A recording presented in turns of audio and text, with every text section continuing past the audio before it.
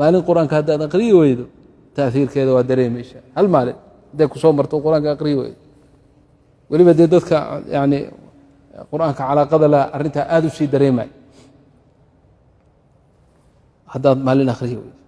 10 maalin haddaad akhriyi weydana waaba dee waxa weeyaan waa khatar wey bil haddaad akhriyi weydana kama sii daran marka in sha allahu tacaala bal aynu ku dadaalno in aan qur-aanka wehel ka dhigano oon akhrino cala alaqal xataa waxaa laga yaabaa inaad tidhaahid ma akhriyi kara ama dadka qaarkii waxaa laga yaabaa inaysan akhriya ilaah baa taysiiriya waa dhegaysanaysa ajhizadan iyo ashridadan iyo alaabtan iyo waxan iyo kombiyuutaraadkan iyo telefonaadkan iyo waxan oo dhan waxa weeye xujo weyn baa hadda dadka ku ogan oo berigii hore laga yaabo xujo weynaha saaran dadka ma dhihi kartid waxay baraan waaye ma odhan kartid jihaaskaa iska shido ama telefoonkaaga shido musxafka la bax lala soco dhegayso juskaaga maalintii halkaas sidaa ku soco saa haddaad yeesho in badan dhagahaaga qur-aanka ku dhacaan waxaan idiin sheegayaa anigu yaraantaydii sheekh aadamna xaggaasaan arkaayo waa habtii sheekhu ka mid ahay anuu yar ayaa waalidkii allah yarxamuhu waalidna sheekh cali suufi oo xalaqada igu qasbi jiray inaan fadhiisto inaan aada u yaraa waxaan ku garanayaa berigaas de hadda oday baan iska noqday laakiin berigaa inaan aada u yaraa waxaan ku garanayaa xalaqada oon ka mid ahay oo dadka fadhiista aan ka mid ahay ayaa marmarka qaarkii salaada oo lagu jiro horay i fadhiisan jiray war halkaa fadhiisu oran jiray salaadoo dadka ku jiraan halkaa waxaan ka dareemaya inaan 7 jir ka yaraa leanna haddaan 7 sano gaadhay ima dhaheen safka hortiisa fadhiiso salaadoo lagu jira salaadoo gal i odhan lahaa sidii caadadiisa ahayd da'daydu intahayd ma garanay lakiin halkaasaan ka qiyaas qaatay yacni waxaan xusuustaa salaada oo la oogay oo la galay oo la aqimay inuu ilaa dadka hortiisa fadhiiso inaan gadaal ku ciyaaray waxbuu ka baqaya mugta war xaggaa fadhiiso iyadoo xaalkaygu ay sidaa tahay ayaa haddana xalaqadaas bayna almaqribi waalcishaa iyo tan bacda alfajriga aana ka maqnaan karin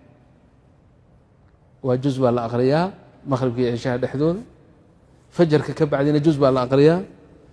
15 beri mar baa qur-aanka sidaa lagu dhammeeyaa laakiin juzka la aqrinayo ayaa min khilaalihi tajwiidka laga saxayaa dalabadaas iyo ardadaa oo dadka qaarkii qiraa'aadka ay ku baranayaan oo waxay ahayd xalaqa mutakaamila bay ahayd marka yaraantaydaas ayaan fadhiisan jiray oo yacni anoon xataa musxafka si fiican uga kicin karay qur-aanka ayaan iska fadhihi jiray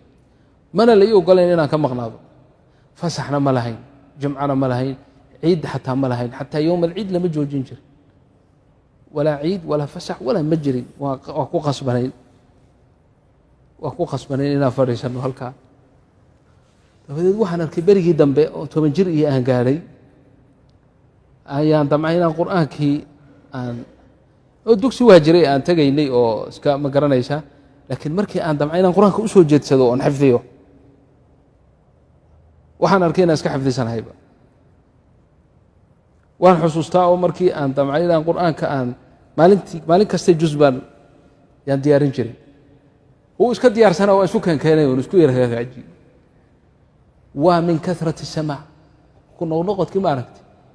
aan fasaxa lahaynen ciidna lahaynen jumcana lahayn waxba lahayn een ku qasbanaa in meel hebliya halkaa la geeyey halkaa lagu soo ciyaaray waxaas aysan jirin waxay keentay bifadli illaahi inaan juz intaan diyaariyey habeenkii aan uga baxo alwaalidka allah yarxamu aan uga baxo taasay iska ahayd iyo khilaal shahr qur-aanka sidaasaabaan ku xifdiyeyba taas weeye hadda marka aan lagu leeyahay had iyo goor qur-aanka dhegayso oo xalaqaadka had iyo goor ha la sameeyo oo dhagahaagu markay qur-aanka ay ku bataan oo carabkaagu uu ku bato walow yaadan xifdininba haddaad doonto akhriskaaga iyo carabkaagu hadduu ku bato dhegaysigaagu uu ku bato marka dambe adoo waxaad arkaysaa xifdiyey baad arkaysaa allah naga dhigo min ahli اlqur'aani in sha allah